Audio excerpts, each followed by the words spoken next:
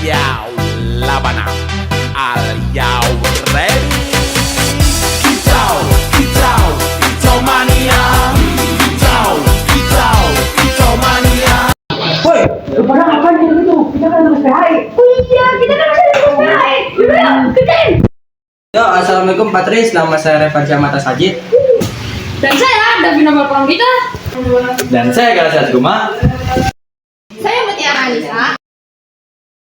Dan saya Fatihah Nani. Kalian tahu nggak kalau dulu ada dinasti yang menjadi kemasan Islam? Kalian tahu nggak?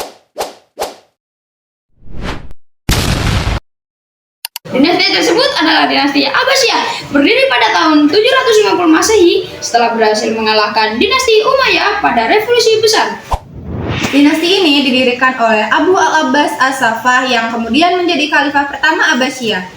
Nama Abbasiyah diambil dari Abbas bin Abdul Muthalib, yaitu paman Nabi Muhammad SAW. Berdirinya dinasti Abbasiyah menjadi awal berkembangnya peradaban Islam yang lebih maju. Kemudian pada tahun 754 sampai 775 Masehi, dinasti Abbasiyah dipimpin oleh Khalifah Al-Mansur. Pada masa pemerintahannya, kondisi negara menjadi lebih stabil dan ekonomi berkembang pesat.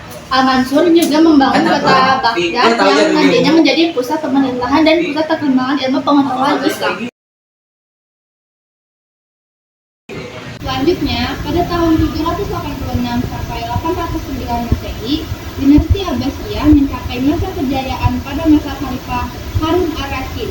Kehidupan masyarakat menjadi makmur, perdagangan berkembang, dan ilmu pengetahuan maju dengan sangat pesat. Pada masa ini, mulai dibangun rumah sakit, lembaga pendidikan, serta berkembang seni dan budaya Islam. Baghdad bahkan menjadi salah satu kota terbesar dan terkaya di dunia saat itu.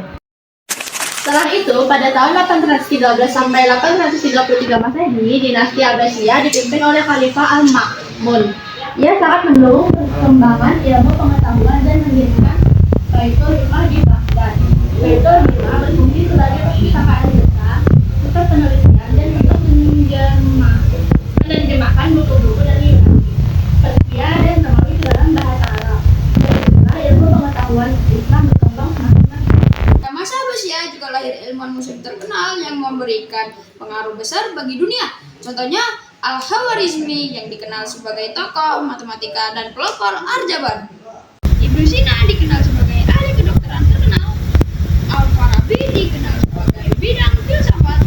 Serta Jabir bin Hayyan yang dikenal sebagai pelopor ilmu kimia modern. Pada masa ini berkembang berbagai bidang ilmu seperti matematika, astronomi, kedokteran, ilmiah, filsafat, dan teknologi. Namun, setelah masa kejayaan dinasti Abbasiyah mulai mengalami kemunduran pada tahun 945 sampai 1258 Masehi. Kemunduran ini disebabkan oleh konflik politik internal, perebutan kekuasaan, melemahnya ekonomi, serta banyak wilayah yang memisahkan diri. Pada tahun 945 Masehi, kekuasaan Abbasiyah mulai dikuasai oleh dinasti Bani Ubaid, sehingga khalifah hanya menjadi simbol pemimpin saja. Kemudian pada tahun 1055 Masehi, kekuasaan berpindah ke tangan Kesultanan Seljuk yang juga membatasi kekuasaan Khalifah Abbasiyah.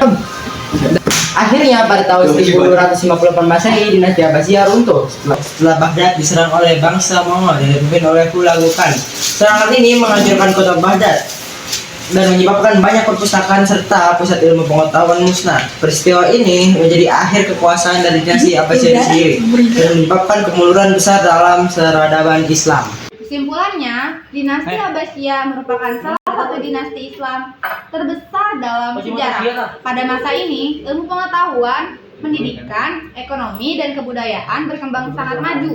Baghdad menjadi pusat peradaban dunia Islam dan melahirkan banyak ilmuwan yang berpengaruh bagi perkembangan ilmu pengetahuan dunia.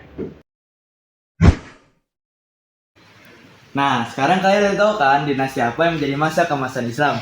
Enggak, udah belum? Udah? Yaudah yuk kita lanjut tiktokan lagi. Yuk! Yaw Ready